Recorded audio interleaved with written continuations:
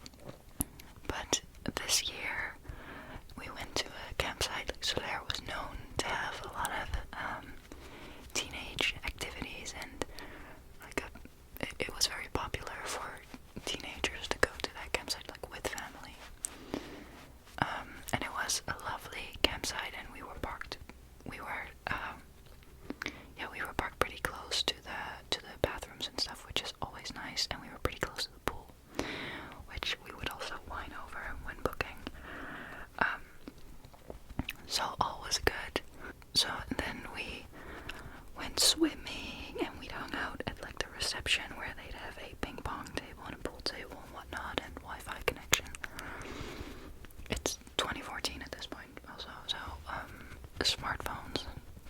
No, not really, like very crappy ones where we just play. Honestly, I think we just play on our Nintendos. I think that was it. But you needed Wi-Fi to connect, so you can multiplay. And yeah, so we would hang out there all the time, and then slowly we'd start meeting other teenagers that were there. And this was really fun because you'd meet British people and French people and whatever, but we always had our eyes on the Dutch people, of course, because my French is not that good. I bet it's a lot better now, even though back then I learned it in high school, but I picked it up again a while ago, so it's... Je parle un petit français. But yeah, so we started meeting a group of people, and we'd start hanging out with them. And there was this one guy. Mind you, I was 14, okay, so everything is this feverish teenage puberty dream. So I would romanticize every single bit of it. I still romanticize everything, but you know. And he was tall and like dark blonde hair, and he looked older than he was, which like he was, I think he was 14 or 15, I think it was 15 or something, and he looked 17, I guess. I have no comparison to this actually, but I immediately had a crush. I think we met at like the ping pong tables or something, and he was cute. I'm not gonna say his name, so maybe we should change it. What's a nice, I'll call him Gus or something, because Emily Henry romance novels. So Gus, I immediately fell for him, of course. I'm grabbing my concealer now. I'm having a really hard time telling the story and doing my makeup at the same time, so bear with me, it's gonna be a little chaotic. But we became friends with them, and we started hanging out with them, and of course I was having the time of my freaking life because he was cute, I liked him, he talked to me,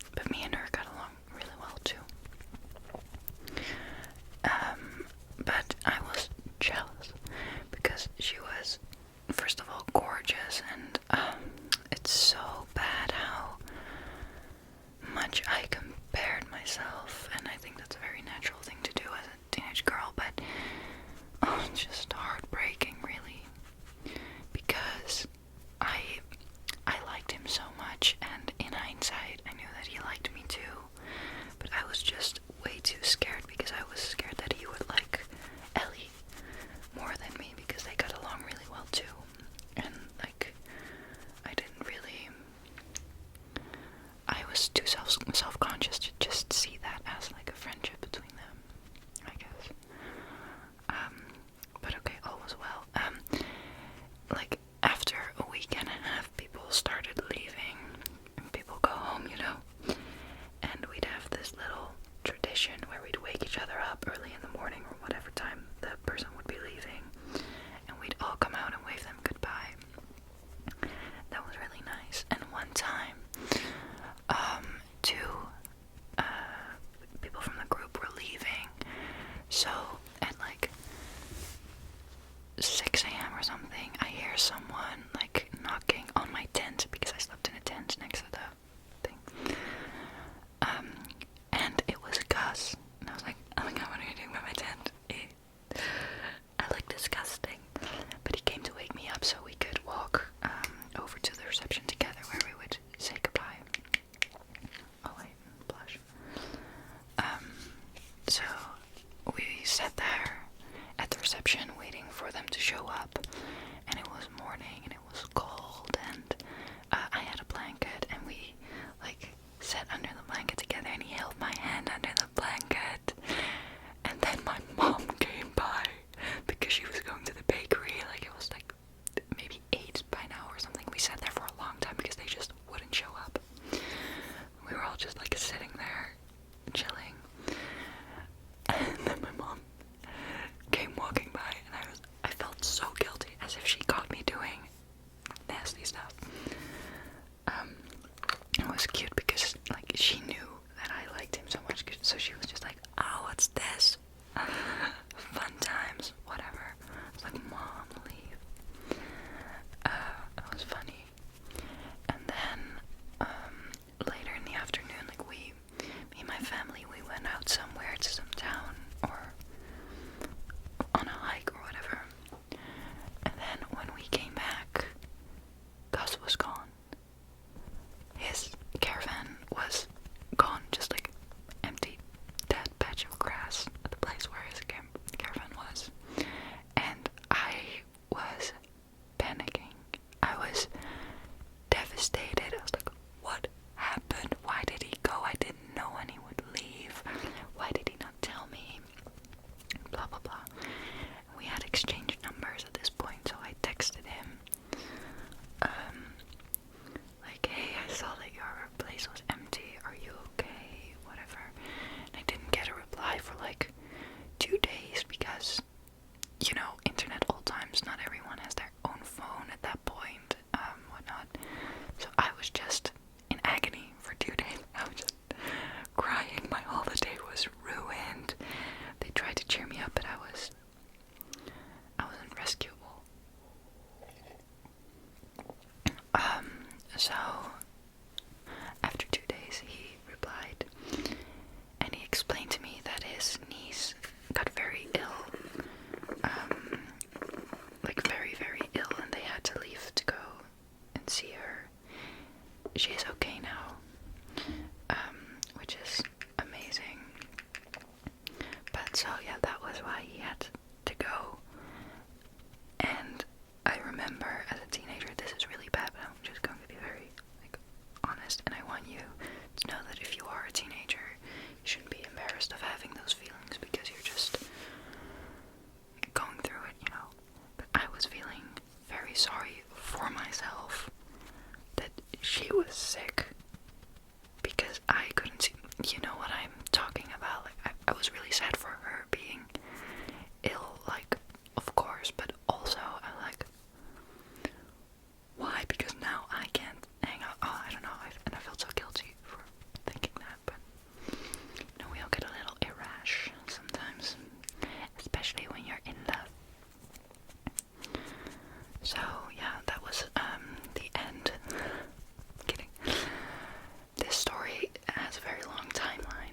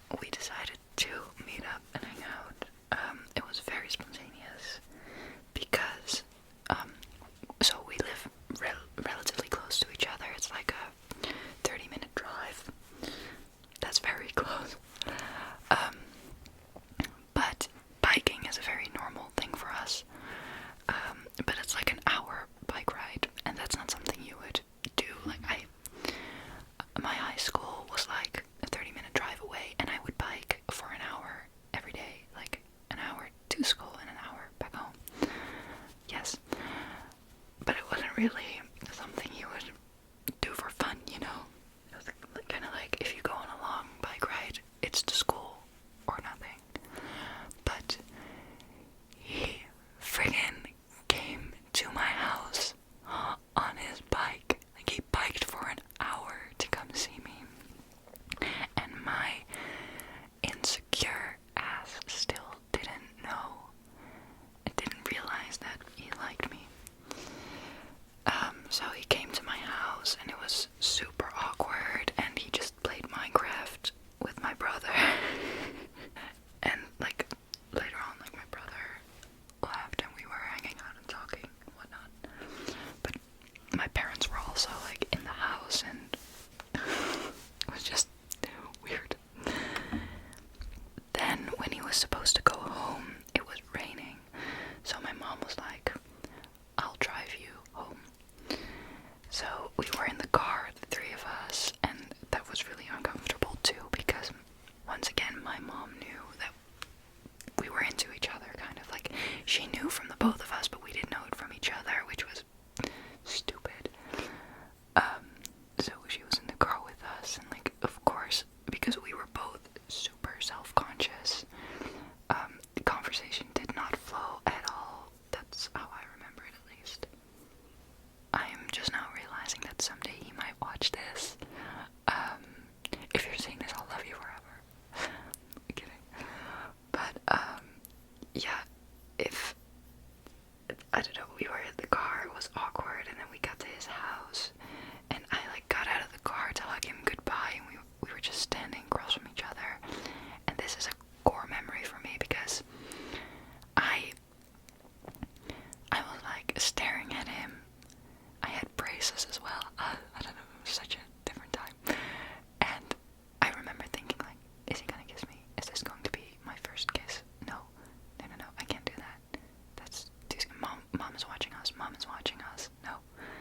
But, like, kiss me. No. We didn't kiss. So it was a very awkward hug, a goodbye, and then that was that.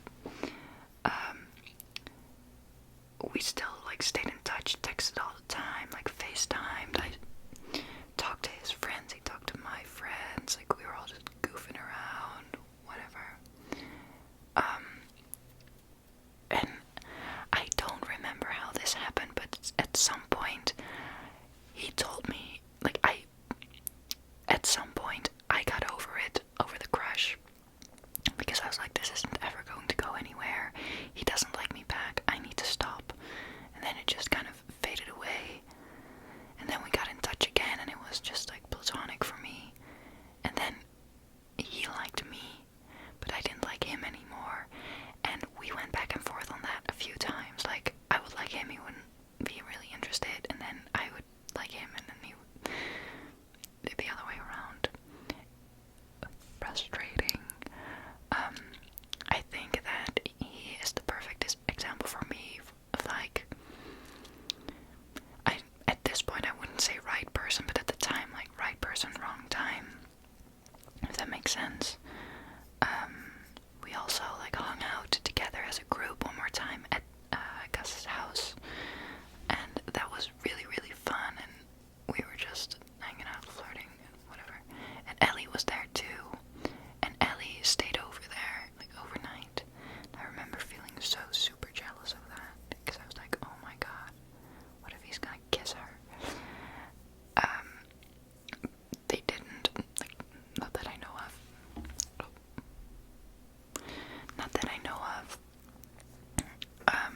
But she and I had a really good talk about him, I remember.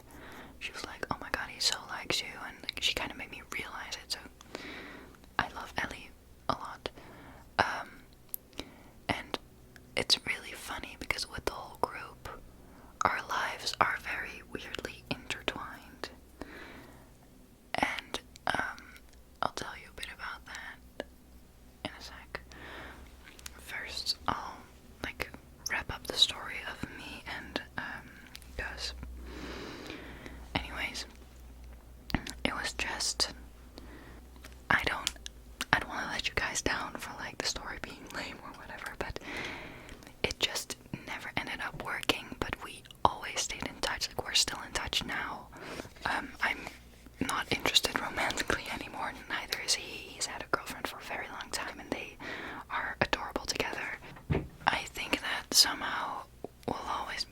somewhat involved in each other's lives, if that makes sense.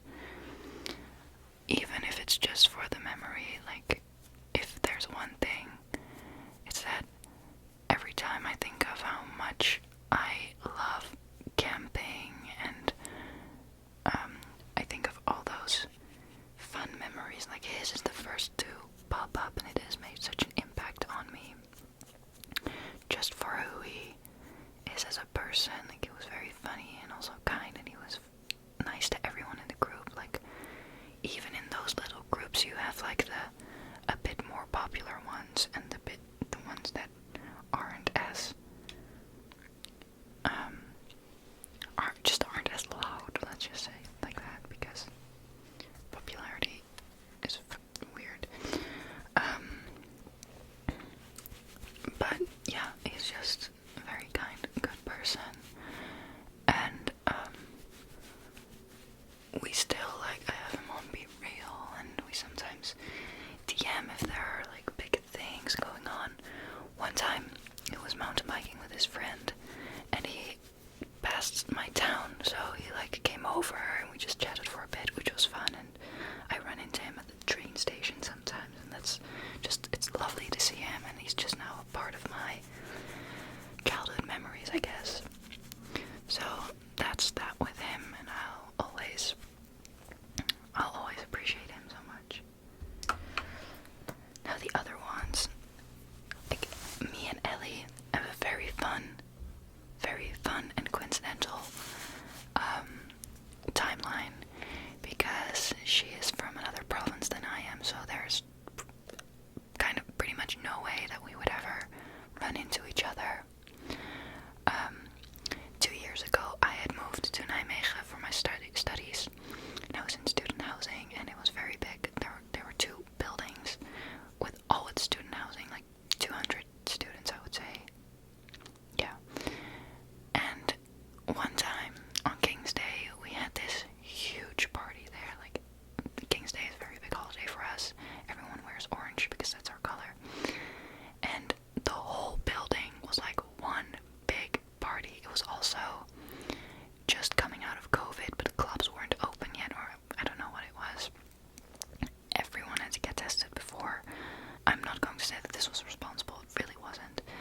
I ran into her at that party at my student housing, which was insane to me, and it was also like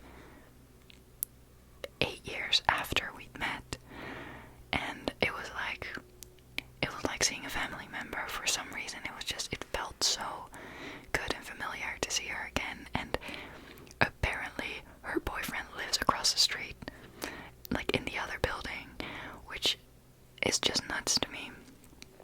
And also, I had an internship close to Nijmegen, and I would take the bus to the town where my internship was every day. And then one day, there was this girl sitting across from me, and I was like, I know her. Where do I know her from? And I looked, like, immediately, her first and last name popped up in my brain, and I went to Facebook to see if it was her. And it was one of the girls I was really close with on that holiday. Like, I don't know how we keep running into each other in that way, but it was just so funny because we met in the south of France like 8 years ago, 9 years ago now. It's insane, absolutely insane. But that just goes to show you how small my country is, and also just how small the world can be, and how coincidental, because I like to think about these things, like, what if we had never met, and we would be sitting on this bus today. The only thing I would register would be, she's reading a good book, because it was, like, I think it was Invisible Woman. It was a feminist book anyway. So I was like, ooh, we're friends. So yeah, that was really fun.